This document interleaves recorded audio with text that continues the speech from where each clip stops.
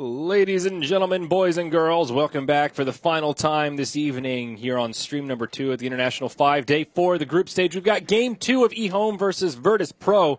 eHome took a victory in Game 1, and this second match actually means a lot. If eHome can go 2-0 over Virtus Pro, they are definitely in the top 4. Virtus Pro, they could still potentially be knocked out, especially if they don't at least go 1-1 here. This is VP's final series. Empire still has one series to go at 6 points, and they're up against MVP Hot 6.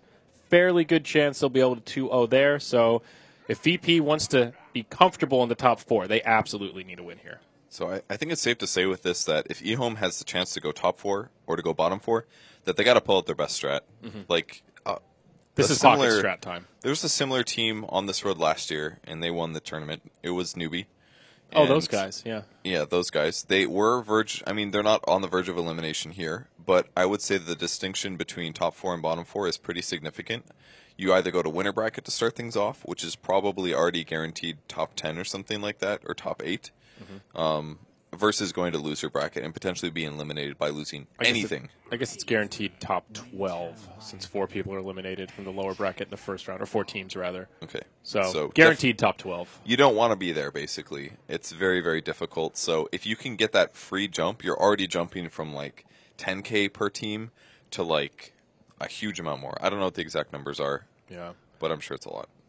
We have the internet gives us the power. All right, so you go if you don't get bottom 4th, you get 4 times as much money. You go to $200,000 instead of 50. So yeah, if you win here and you guarantee that you're top 4 in your group, you guarantee $200,000 for your team. That's huge. That's amazing. Pull out the strats, man. Like if you're on the verge like this and eHome's 1 game away from the 2-0, you got to take it. Absolutely. Both these teams, man, they are drafting fast. It seems they know what they want to do. A lot looks similar here, but there are a few key differences. First one that I noticed, that first ban on Dazzle from Virtus Pro. Second, Virtus Pro taking the Ancient Apparition early on. We mentioned in the last draft that eHome is one of these teams that really likes AA, one of few teams that are still picking him quite a bit. I don't think Virtus Pro has been playing much Ancient Apparition recently. And it's a really early pick, too. I wonder if that's a combination deny pick as well as the beginning of a strat. I mean, maybe they're looking at a global strat here. Aghanim's Gyro with a Zeus? You're going too far, man. It was a response to Razor Winter Wyvern, right? They first picked Gyro? Yes. So they responded with A. A's pretty good versus Razor because you're always going to get a mech. It's decent versus Winter Wyvern because if you cold embrace somebody, they're not healing through that. Right. So I think it's an okay pick. Plus you can damage amp whatever Gyrocopter is doing because of Ice Vortex. That's true, yeah. That's pretty good.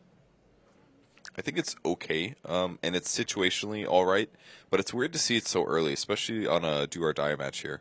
But VP is probably thinking the same thing. If they can guarantee that they get top 4 here, they make $200,000 versus 50K.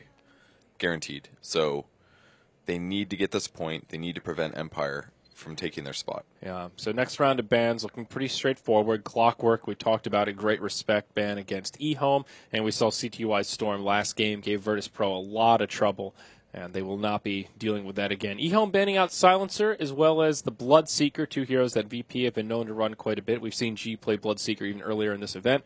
That opens up for eHome now to third pick, the Bounty Hunter.